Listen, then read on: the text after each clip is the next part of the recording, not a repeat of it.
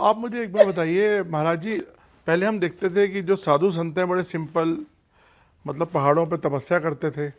अब आपको हम देखते हैं आप प्राइवेट जेट में घूमते हैं, बड़ी बड़ी शादियों में जाते हैं। अंबानी की शादी में शायद आपको हमने देखा, बिल्कुल गए। तो ये शिफ्ट क्यों हो रहा है? बिल्कुल। और एक बार बताइए, क्या इतने जो आराम, ऐशो आराम वाली जिंदगी और इतनी ग्लैमर जब संतों के साथ जुड़ जाए, आपको लगता है फिर पहली बात तो साधु सिंपल ही होना चाहिए और हम बहुत सिंपल हैं।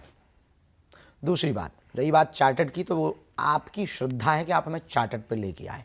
आप बैलगाड़ी पे लेके आएंगे तो हम मना नहीं करेंगे।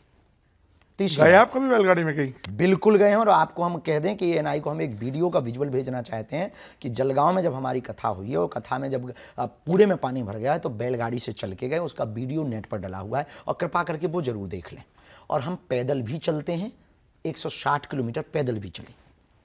पिछली पदयात्रा बागेश्वर धाम से ओरछा तक की हमने पैदल की, तो हम पैदल भी चलते हैं, हम बैलगाड़ी पे भी चलते हैं, और हाँ, हम गाड़ी पे भी चलते हैं, और चेला बढ़िया मिल जाए तो चार्टर्ड पे भी चलते हैं। अब आपकी श्रद्धा है, आप बड़ी वाली हवाई जहाज भेजो तो हम उस पर भी आएंगे। दूसरी बात, हम आराम के लिए साधु नहीं बने, हम स्वादु नहीं हैं, साधु हैं पक्के वाले। दूसरी बात, चमक धमक में आना या आपसे संवाद करना या कपड़े पहनना, ये चमक धमक, ये ऐसो आराम नहीं कहलाता है।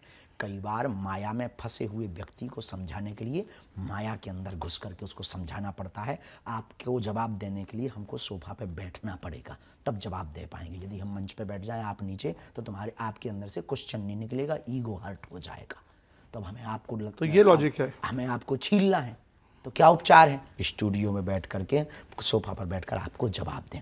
चौथी, पांचवी बात, तपस्वी साधु वो भर नहीं है कि जो केवल तपस्या कर रहा, जो केवल तपस्या कर रहा वो अपना आत्मकल्याण कर रहा, लेकिन जो समाज में आकर के हिंदुत्व, सनातन या सेवा का कार्य कर रहा, वो लाखों लोगों का भला कर रहा। तो जीवन में दो रास्ते हैं, स्वांतः सुखाय, खुद का आनंद, और दूसरा अपने साथ साथ दूसरों को आनंद देना। हम उस रास्ते पर, लोगों ने हमारी चमक देखी है, लोगों ने हमारा चलना देखा है, संघर्ष नहीं देखा। कितनी रातें हम सोते नहीं हैं, ये दिखाई नहीं पड़ता। कितने दिनों तक भोजन नहीं कर पाए, ये किसी ने नहीं देखा। हम जब पैदल चले, किसी ने नहीं देखा। आज हम जब गालियां सहते, कोई नहीं देखता।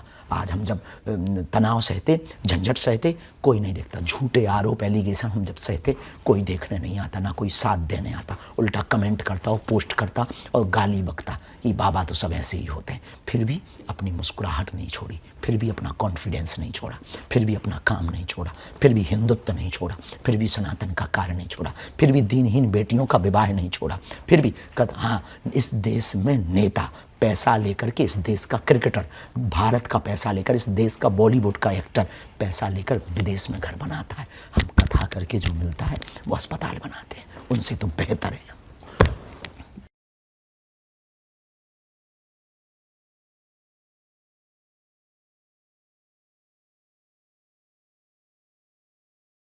लेकिन आप महाराज जी, आप अच्छा काम ही कर रहे हैं कि सबको संगठित कर रहे हैं। आपने बोला कि आप मुसलमानों के साथ हैं। जो हिंदू रेडिकलाइजेशन जो बढ़ रहा है, उसको आप किस तरह से देखते हैं? इसको हिंदी में बताओ। हिंदू का जो जिसे बोलते हैं कट्टरता बढ़ रही है, इसको आप किस तरह से देखते हैं? देखिए, कट्टरता में यदि किसी की हिंसा नहीं है तो वो कट्टरता ठीक है। कट्टरता का मतलब हिंसा नहीं है। कट्टरता का मतलब है खुद को प्रोटेक्ट करना, खुद को प्रोटेस्ट करना, खुद को सुरक्षित करना। किसी के खिलाफ बोलना मूर्खता है, अपने पक्ष में बात रखना कट्टरता है।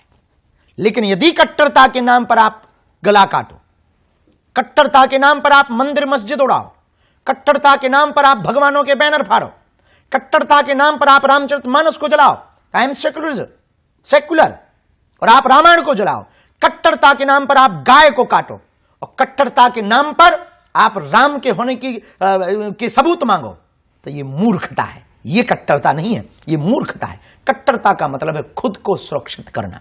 कट्टरता का मतलब है अपनी संस्कृति का प्रचार करना। और ये संविधान का लॉ है कि आप अपनी संस्कृति, अपने सनातन, अपनी जो भी आपका मानने की परंपरा है, उसका प्रचार प्रसार स्वतंत्र रूप से कर सकते। यही कट्टरता है। तो आप